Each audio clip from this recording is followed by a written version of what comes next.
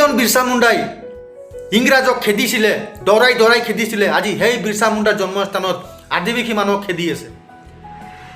আদিবাসী চৰকাৰ হৈও ঝাৰখণ্ডত আদিবাসী মানুহৰ ঘৰ ভাঙি আছে।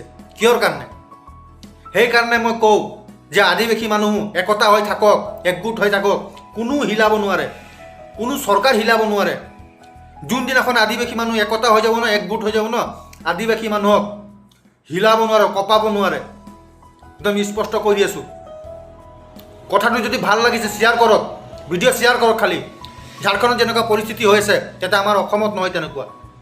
সেইকাৰণে বাৰম্বাৰ কওঁ, একতা হ, তেতিয়া জাগ, আদিবাসী জাগি যা। সময় নাই আৰু, আদিবাসী জাগি যা। ভিডিঅ' শ্বেয়াৰ মাৰ ভাই।